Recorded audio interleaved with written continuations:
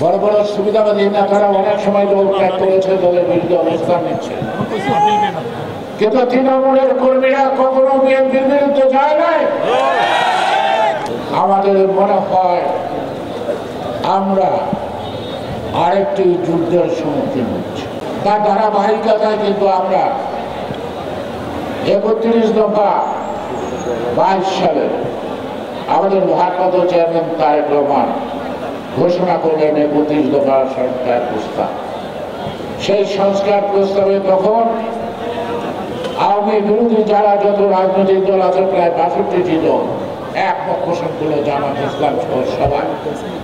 তারা তো আমরা একটা ঐক্যবদ্ধ সংস্কার প্রস্তাবের মাধ্যমে ফেসিবাদকে আমরা এখান থেকে তাড়াইছি। ফেসিবাদ চলে যাওয়ার পরে নির্বাচন নিয়ে এত কথা হচ্ছে কেন? আমি বিশ্বাস করি সরকার নির্বাচন দিতে চায় যথাসময়ে। আমি বিশ্বাস করি নির্বাচন কমিশন নির্বাচন দিতে চায় যথাসময়ে। তাদের আন্তরিকতা নিয়ে প্রশ্ন নাই, কিন্তু তাদের আন্তরিকতা যথেষ্ট না। পরশুদিন বিপিনুরের উপর যে ঘটনা ঘটছে, আজকে আদালত কর্তৃক ডাকসু নির্বাচন স্থগিত করা,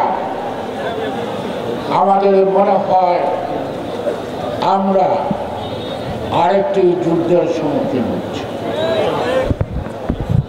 71-এর পরাজিত শক্তি আর 7ই নভেম্বরের পরাজিত শক্তি দেশে এবং বিদেশে বসে তারা নির্বাচনকে বানচাল করার পায়তারা করছে। সুতরাং কে প্রার্থী হবেন কে হবেন না, কে কত ফেস্টুন বানালেন কে বানালেন না, কে কত লোক নিয়ে আসেন কার কার নামে স্লোগান দেওয়ার জন্য, এটা কিন্তু যথেষ্ট না। বিএনপি এই বয়স 47, বিএনপি ক্ষমতায় ছিল জিয়া রহমান সহ খালেদা জিয়া মাত্র 19 বছর, বাকি সময়টা কিন্তু বিরোধী দল ছিল। সুতরাং বিরোধী দলে থাকার অভিজ্ঞতা বিএনপির অনেক। বড় বড় সুবিধাবাদী নেতারা অনেক সময় দল ত্যাগ করেছে, দলের বিরুদ্ধে অবস্থান নিচ্ছে, কিন্তু তৃণমূলের কর্মীরা কখনো বিএনপির বিরুদ্ধে যায় নাই। খালেদা জিয়াকে ছেড়ে যায় নাই, তারেক রহমানকে ছেড়েও যায় না। তাহলে বিএনপি হলো তৃণমূলের দল, বিএনপি হলো জনগণের দল।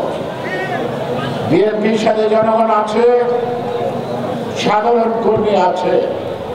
কোন ষড়যন্ত্র করে বিএনপির অগ্রযাত্রা বন্ধ করতে কেউ পারবে না।